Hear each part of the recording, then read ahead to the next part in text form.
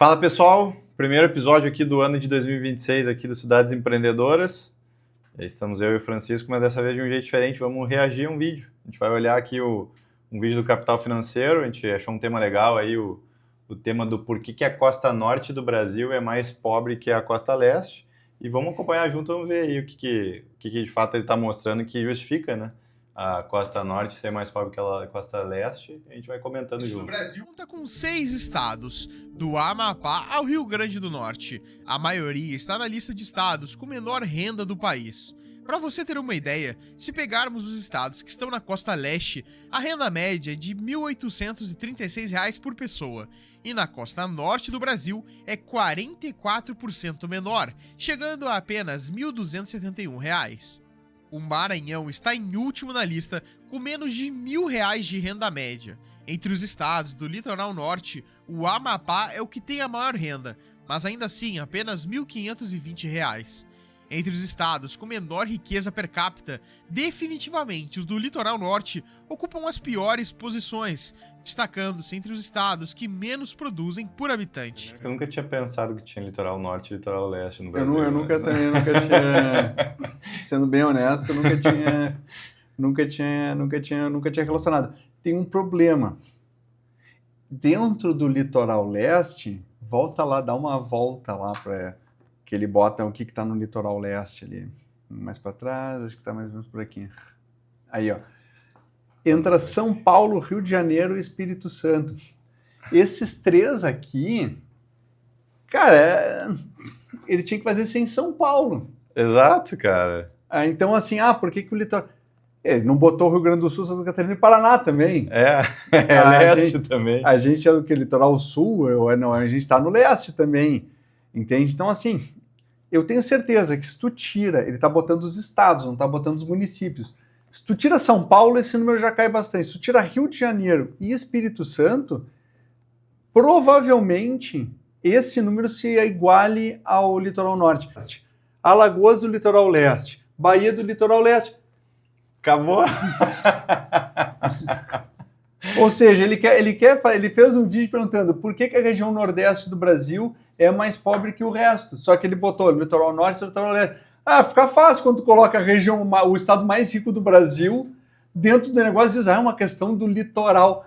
Não, cara, é literalmente uma região das regiões. O Amapá é o estado mais rico. Ele tá no norte. Pô, mas eu tô curioso para ver o que ele justificou como o porquê. Sim, mas aí vem um detalhe importante. Se tu pega os dados de crescimento da renda, do PIB per capita e da renda média por região do Brasil, há 30 anos atrás, a região norte ela era mais pobre que a nordeste. Atualmente, todos os estados da região norte estão acima da região nordeste em termos de renda. Então, assim... Vamos ver, mas já quebrei, assim, o cara inventou um motivo esdrúxulo, não sei porque que ele tirou os estados da região sul ali, a gente não tem litoral, pelo jeito, pegou todo o estado de São Paulo e botou a renda junto, aí fica barbada, aí fica né? Muito barbada. Só que aí tá, a maioria da galera não se toca quando vê aqui o vídeo tá no embalo, assim, nem para ver que tem São Paulo no Dá meio. um pau. Cara, todos os estados da costa leste dele que estão aqui embaixo de todos, sabe? Tipo, cara... É verdade, cara. O Amapá é o que tem a maior renda, mas ainda assim apenas R$ 1.520. Entre os estados com menor riqueza per capita, definitivamente os do litoral norte ocupam as piores posições, destacando-se entre os estados que menos produzem por habitante. Alguns mapas do IBGE mostram como esses estados passam por grandes dificuldades. Quanto mais escuro maior a falta de saneamento básico no estado. Repare como os estados do litoral norte não têm tanto acesso. Mas tá fazendo sentido. A nossa população que reside em favelas, do Amapá até o Ceará, pontua entre os estados com maior índice de favelização no Brasil. E o mapa de rendimento domiciliar per capita também nos mostra a disparidade da região se comparado às outras... Cara, olha só isso aí. Cara, a capital com maior IDH do Brasil é Vitória. E fica no Espírito Santo. Isso aqui cara. Eu fiquei chocado. Rio de Janeiro não me espanta. Mas Vitória me que eu espanta. acho que na proporção acaba tendo muito. Acho que a região metropolitana tem muita favela. A região metropolitana tem muita favela. Para também. Cara, eu achei legal ali, ó. Sergipe... Aqui é Sergipe, aqui é Alagoas. Isso. Eu achei interessante, cara, esse dado. O que tu achou interessante? Que é menor que o Rio Grande do Sul. Ah, é verdade. Não é igual ao Rio Grande do Sul, mas achei estados interessante. com maior índice de favelização no Brasil. E o mapa de rendimento domiciliar per capita também nos mostra a disparidade da região se comparado às outras partes do Brasil. Portanto, há um claro problema de desigualdade na região Volta norte, ali aquele mapa. que está né? se acentuando nos últimos anos. Desculpa ficar parando ali. Esse aí para. Não, a ideia é essa. Cara, a renda é alta naquele lá, é impressão minha, porque esse mapa tá estranho. Só um pouquinho. Esse mapa tá estranho. Cara, a Amazonas é muito mais rico que Brasília. O mapa tá invertido, cara. Cara, até aqui a gente já acabou com a teoria do cara. Duas vezes o cara tá usando os mapas com escala errada. Tem muita coisa errada aí, cara. Porra, meu, eu gosto do capital financeiro, mas dessa aí... Bom.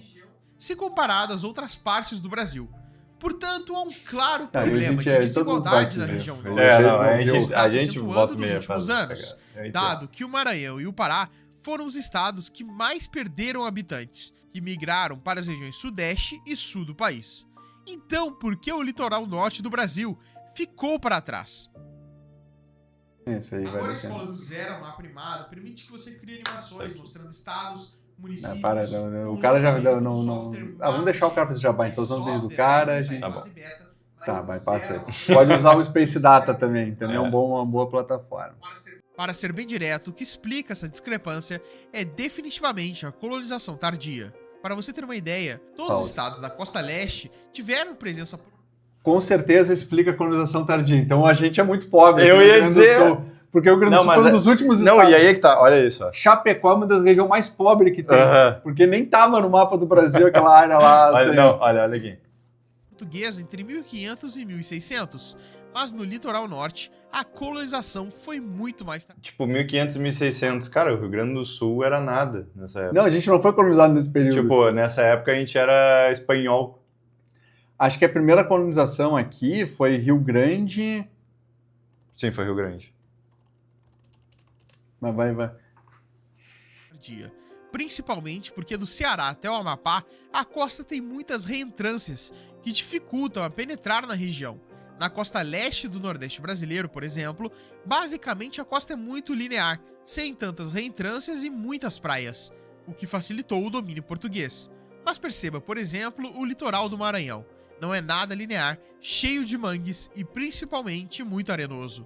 Além disso, a ausência de pau-brasil em larga escala, que era de fato o principal interesse dos portugueses nas primeiras... Pior que isso é engraçado, porque no Rio Grande do Sul prejudicou o Rio Grande do Sul ser muito linear a costa.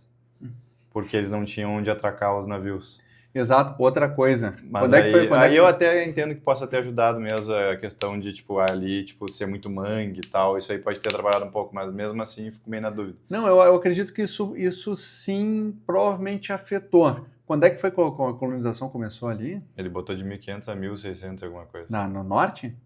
Não, isso depois de 1600. Tá, no Rio Grande do Sul foi 1737. É, por isso que eu falei... Cara, 100 anos depois do que foi ali super tardio, a gente teve o primeiro povoamento, foi Rio Grande.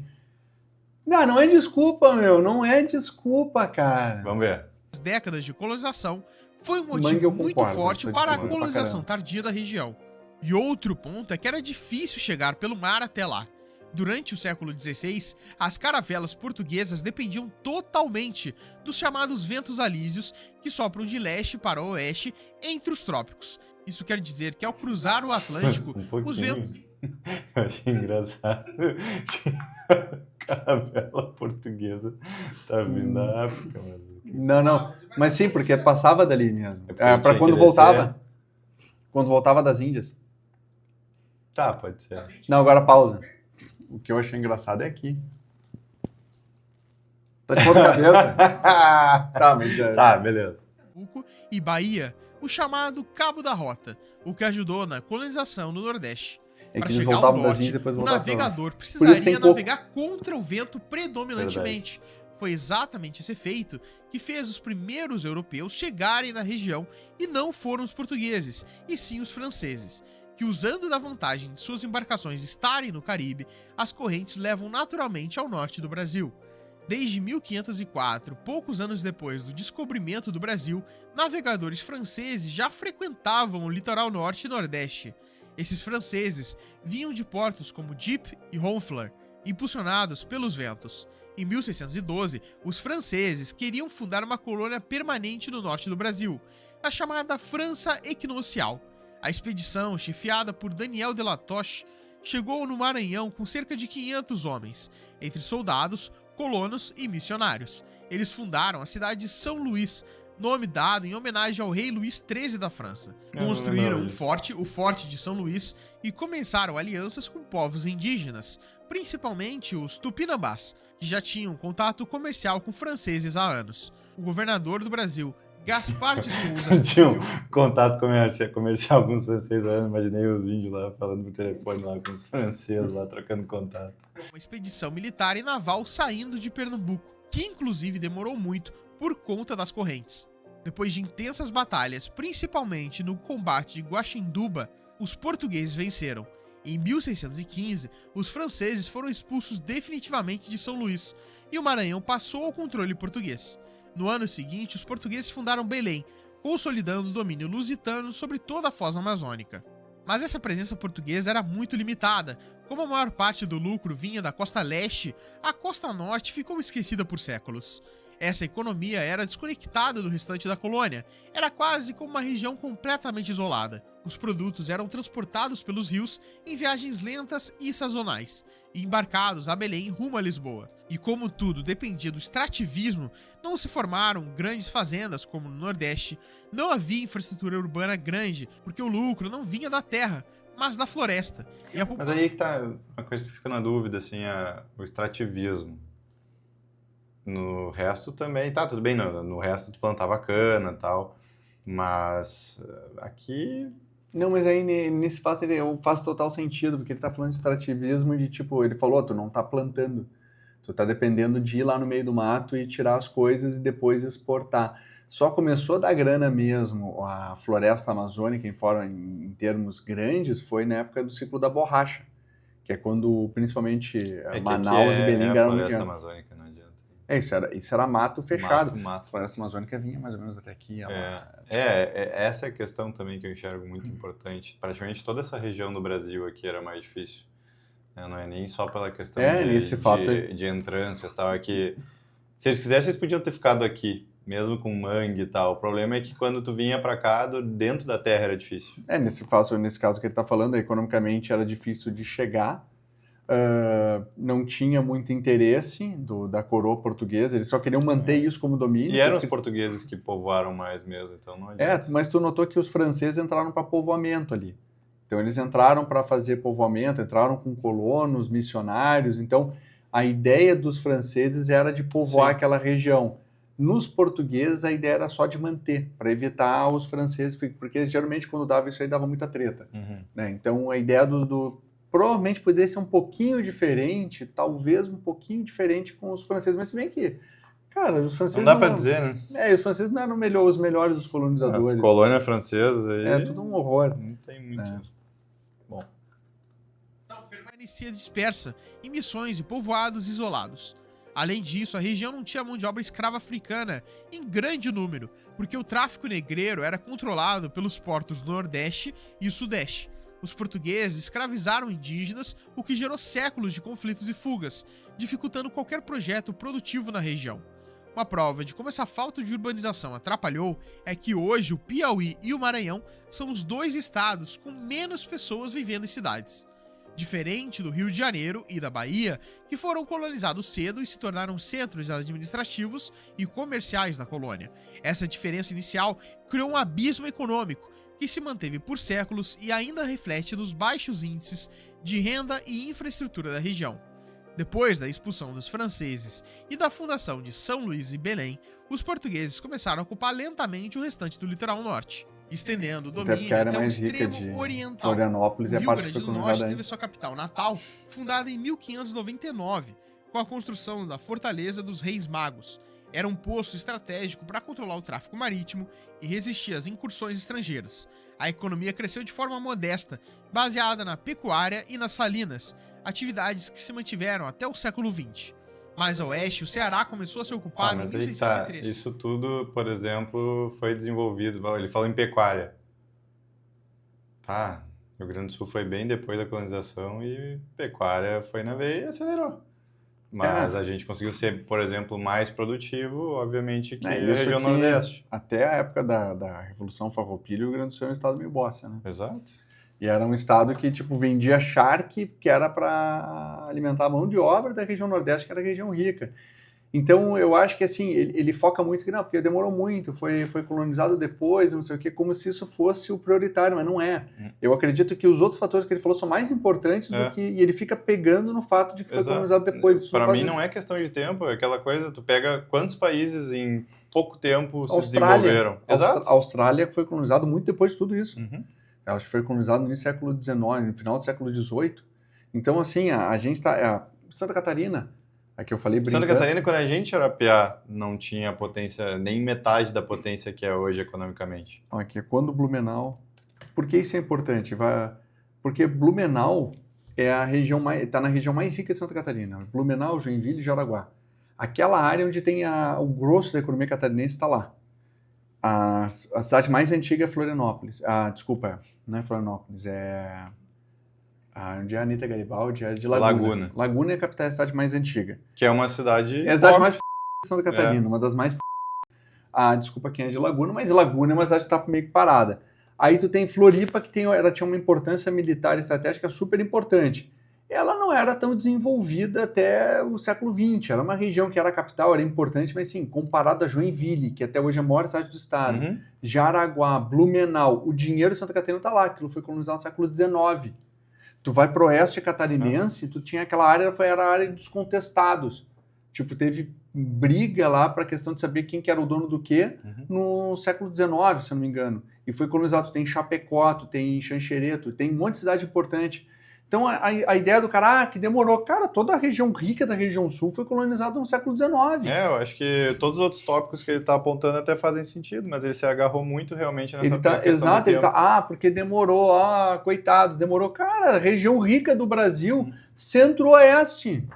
Até o século XX não tinha nada. Por exemplo, ele falou disso de dificuldade de chegar tal. Cara, beleza. Depois que passou essa época das caravelas tal, de certa forma pode ser até mais fácil tu chegar em todas essas cidades do Nordeste e Norte do que chegar no sul do país. Ou chegar no Centro-Oeste. No Centro-Oeste. Mato Grosso, isolado para tudo que é lado. Tu não tem conexão fácil com o mar, tu tem através dos rios que vai chegar em Belém, que é assim, então assim, o Belém era para estar muito mais rica se tu for ver por isso, porque passa por Belém boa parte da exportação e escoamento do agro. Sim, totalmente. Que começou, então assim... Sim, sai pelos rios, sobe tudo, né? Sai pelo rio, exato, e a parte mais fácil com a produção de Sinop no início era os rios. Então tu tem todo esse negócio, pessoal, porque demorou. Eu acho que assim, a parte que ele falou da parte econômica, dificuldade de acesso, isso faz muito mais sentido. Faz sentido. Mas vamos lá. O Forte de São Tiago. Mas os primeiros assentamentos fracassaram por falta de apoio e ataques indígenas. E a fixação portuguesa mesmo só se consolidou décadas depois. No Piauí, a colonização ocorreu de dentro para fora. Fazendeiros baianos e pernambucanos avançaram pelo sertão, estabelecendo fazendas de gado desde o século XVII.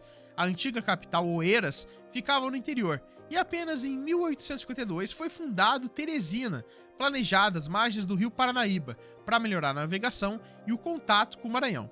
Ou seja, o grande desenvolvimento econômico do Piauí nem veio do Império Português, e sim do Império do Brasil.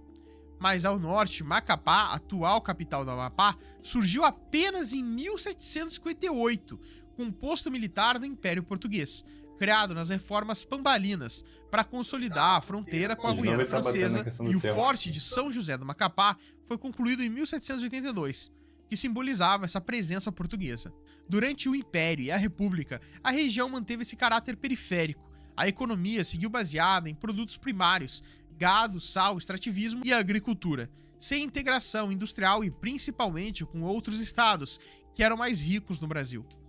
E além do fator histórico, também há mais um fator geográfico e estrutural. A região está entre duas áreas muito distintas de um lado, a Amazônia úmida de difícil acesso e de outro sertão semiárido. Essa combinação... Eu acho que isso aqui, para mim, é uma das coisas que mais faz sentido. Isso faz mais sentido. Isso Porque é horrível tu ter esse... E mesmo assim, acho que depende muito de quem que foi habitar lá, né? Tipo, a gente, por exemplo, teve um ganho muito forte em industrialização depois que a gente teve mão de obra que veio da Europa para trabalhar de fato aqui e trouxe alguns conhecimentos técnicos. Isso vai muito ao encontro do tipo de colonização, não necessariamente de onde que veio.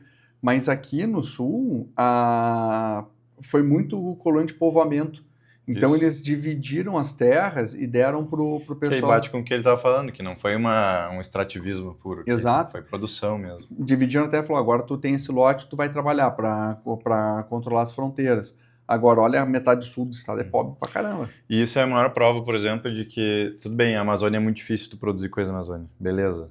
Só que, tipo, desmatar, fazer ali uma produção, mas vamos pegar os italianos que vieram pro sul aqui, muitas vezes pegaram, cara, lugar que era peral brabo, assim, pra tu conseguir... Mas acho que a Amazônia é alguns níveis de grandeza mais difícil. Exato, mas essa, pra mim, é uma diferença importante, tipo...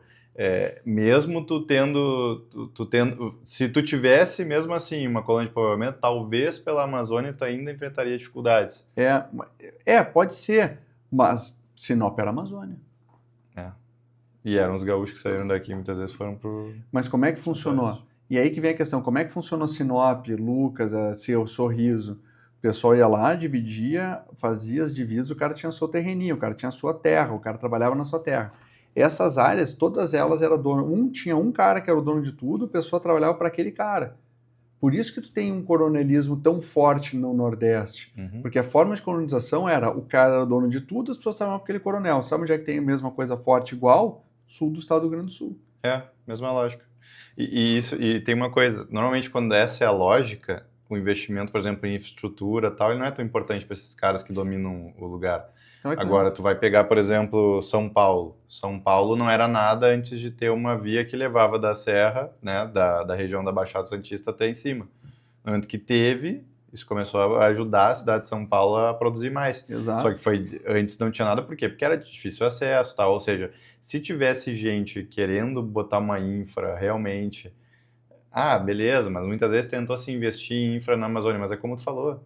Tem uns lugares que deu certo e conseguiu. Tem outros lugares que não se conseguiu. Mas a infraestrutura acaba vindo pela necessidade. Exato. O São Paulo foi construído porque tu tinha um setor produtivo grande em São Paulo que ela era uma via de convergência. Tu precisava levar lá para cima. Tu tinha que levar, tu tinha que descer de baixo para cima e de cima para baixo. Então é a forma de colonização, a forma como foi dividido aquele território lá atrás.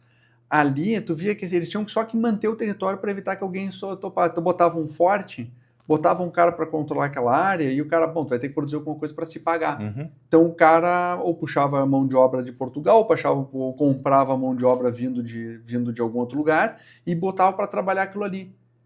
Todo mundo que vinha lá ia para explorar aquela área, mas eles não eram donos daquela área que eles estavam explorando, então o cara não tinha vínculo com a terra. Aqui no centro-oeste, sudeste, sul, boa parte das cidades a pessoa tinha vínculo com a terra, eram micropropriedades. Isso fez aquela região se desenvolver.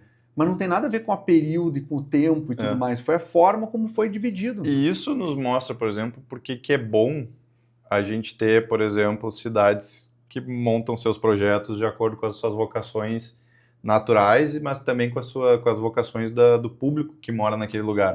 Porque isso aí faz a coisa se desenvolver. O grande problema é que muitas vezes, que nem a gente viu a COP agora. Beleza. Foi de acordo com o que o cara que fez a COP lá queria botar. Então bota que nem a gente viu ali, né, um transatlântico na frente para virar hotel. Exato. E é isso aí. E o povo que não vai aproveitar nunca, isso vai ficar parado. Que é o raciocínio de como essa região foi criada. Essa é a questão. Essa região, não estou dizendo assim, pelo norte do Brasil. Não, mas o sul do estado do Rio Grande do Sul é igual a mentalidade. É tipo, eu tenho uma cabeça, mas sim, tu tá meio que não dando bola para a população que mora. Porque o estado do Rio Grande do Sul foi decaindo com o tempo também, porque uma série de governos e tal acabaram não pensando na população. Então é engraçado como isso se reflete até hoje na mentalidade das pessoas. Bom, só para finalizar o vídeo aí do Capital Financeiro. E pouca conectividade dificultou a formação da economia da costa norte do Brasil. E até hoje, a economia rural predomina na região. que é um fator que faz esses estados serem definitivamente um dos mais pobres do Brasil. E todos esses fatores explicam o agro por que o torna litoral pobre, norte né? do Brasil Mato ficou Grosso, para trás. meu Deus do céu. Por esse vídeo é isso. Até o próximo. E aí que vem a questão, ele botou que é pelo fato de ficar dependendo do agropecuária, que ele é pobre, mas pô, tem turismo, tem agropecuária, tem um monte de coisa que esses estados podem ser ricos. De novo, olha Rondônia, era floresta amazônica aquele negócio, não tinha conexão nenhuma com costa nenhuma, era só extrativismo e pecuária. Sinop era madeireiro, não era nem agro. Então, assim, cara, é uma questão assim de pegar, mas aí quando tu pega no mesmo país, um estado com mais dificuldade, que era muito menos há 80 anos atrás, aí tu olha e daí aí explica. Entende? Aí o cara, pipi, popopó, eu concordo, muita coisa ali eu concordo, mas eu acho que, tipo, tem muita coisa que a gente fica, olha ali, porque demorou. Cara, no próprio país está te desmentindo, então, é que eu não gosto que ele colocou muita coisa como por causa disso, determinismo. Então, Mato Grosso é o estado mais pobre do Brasil. No norte tu tem Amazônia, no sul tu tem Cerrado, que nada cresce. Tu não tem nenhum rio quase cruzando, é pouco rio cruzando, é inóspito, não tem nenhuma conexão com nada. As hidrovias estão lá no norte, tem que atravessar o Pará. O Mato Grosso foi fadado ao fracasso, então não vai dar certo, ninguém vai morar naquele negócio, porque é só extrativismo ou agropecuária. Então, esse é o negócio, cara. Eu acho que ele acertou em alguns pontos, mas eu vejo que ele focou nos pontos errados. Eu acho que é isso. E assim, pessoal, a gente até tava rindo ali, que, pô, volta e meia tinha um errinho ali, alguma coisa, mas isso aí é bem normal. O mais legal, e assim, defendendo o canal, cara, ele é um canal que ele tem bastante vídeo interessante, então fica aí a dica também. Quase tanto inscrito quanto a gente. Exatamente. Não, mas é legal, eu gostei bastante. Vamos convenhamos. O cara faz um volume grande de vídeo, às vezes o cara não vai, São pautas legais, né? Olha a pauta que a gente acabou de trazendo, tanta coisa legal. Curti. Eu já vi bastante vídeo dele, gosto. Eu gosto também. Enfim, então fica a propaganda dele aí, que é um canal legal. Espero que vocês tenham gostado da discussão também. Mas eu acho que deu bons tópicos aí pra gente direcionar a interpretação. Deu bons aí. E se não é, tu tá aqui no nosso canal agora, falando da Space Hunters, e tu não é inscrito ainda, tu tem que criar vergonha na cara e se inscrever no nosso canal. Se tu quer ver mais conteúdo de React como esse, conhecimentos, cultura geral, cultura inútil, saber sobre urbanismo, o que afeta as tuas cidades, desenvolvimento, aperta aqui no curtir, se inscreve, aperta o sininho também, e já que tu apertou já duas coisas, aperta o joinha pra gente dar aquele like, dá uma força tremenda e ajuda o nosso canal, assim, impulsionar o nosso vídeo. Não paga nada, tá? Ainda é de graça, aperta nos três, curte, comenta, compartilha e aperta no sininho também. É verdade, e comenta inclusive se tu concorda ou discorda, principalmente se discorda, comenta mesmo, que daí é melhor ainda pra nós. Exato, comenta, a gente quer saber a opinião de vocês. Se vocês concordam com a gente que ele estava errado, onde a gente falou que ele estava errado, ou se tu concorda com ele e está dizendo que a gente está errado. É verdade. Vai lá e compartilha isso. Se tu, porventura, achou que a gente está falando besteira, compartilha também, para dizer, olha como é que eles falam besteira. Isso ajuda também o canal. É isso aí. Até a próxima. Até a próxima.